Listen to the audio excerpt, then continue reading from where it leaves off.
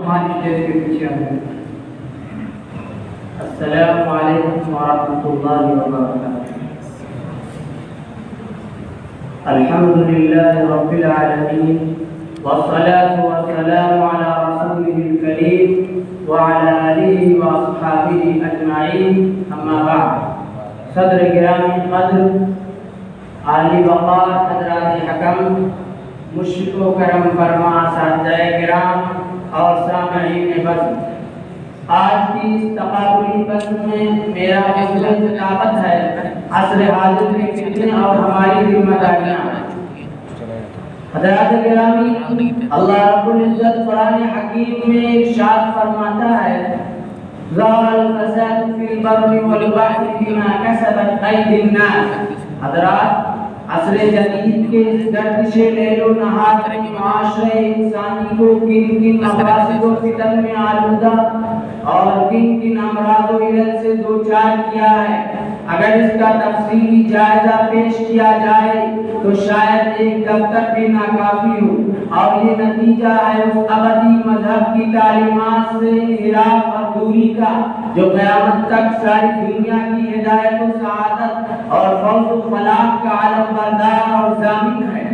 آج انسانی معاشرے پر مغربی تہذیب کے فکری و نظری فساد، نفسانیت و حوث پرستی، عیش و تنعم اور مادی ذخیرہ اندوزی، شراب نوشی و حیاسوزی اور الحاد و جہلیت، جبر و استحصال اور اعلیٰ انسانی اخلاق و اقدار سے بغاوت نے یلغار کر رکھی ہے اور اتنا ایمان سوز و حیاسوز فتنوں کا تومار باندھ رکھا ہے۔ اس نے پورے عالم انسانیت کو میدان جنگ بنا دیا ہے۔ گویا فطرت انسانی اور طبع سلیم کے خلاف ایک مبارزت آرائی ہے۔ سائنس و ٹیکنالوجی کی ترقی اور اس کی اثر و نفوذ نے لوگوں کے ذہن و دماغ کو اس درجہ مسحور و مغلوب کر رکھا ہے کہ وہ الہادی و طاغوتی طاقتوں کے دامے فریب میں آ کر حقائق حیات و کائنات سے چشم پوشی اور زندگی کے مطلوب و مقصود سے انحراف کے مرتکب ہوتے چلے جا رہے ہیں۔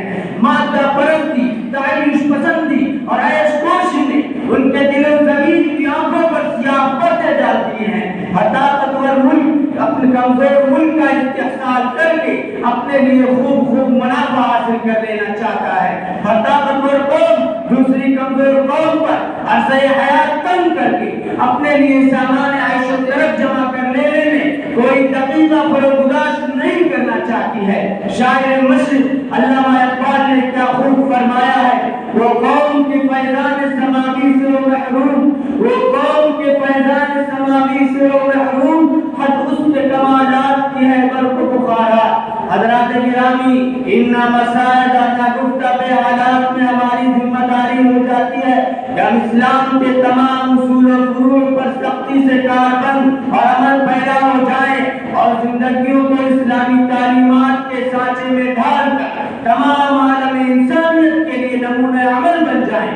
ایمان و یقین، صدق و صفا، عدل و انصاف، شرافت و خودداری اور قوت و مروت کا سرچشمہ خود ہماری ذات ہو، ہمارے اخلاق میں ایسی بلندی اور ہمارے کردار میں ایسی عظمت ہو کہ ہماری زبان سے نکلا ہوا ہر لفظ لوگوں کے دلوں میں اترتا چلا جائے، ہمارا کام و ہر کلمہ عالم انسانیت کے لیے التجا اور ہمارا عطا کردہ ہر پیغام نسخہ کیمیا بنتا چلا جائے۔ حکیم مشرق علامہ اقبال نے اس حقیقت کو اس طرح اشارہ کیا ہے کہ ہفت کشور جس سے ہو تسخیر بے تیغ و تفنگ، کہ ہفت کشور جس سے ہو تسخیر بے تیغ و تفنگ، تو اگر سمجھے تو تیرے پاس وہ ساما بھی ہے۔ وآخر دعوانا الحمدللہ۔ عبید الرحمن آیا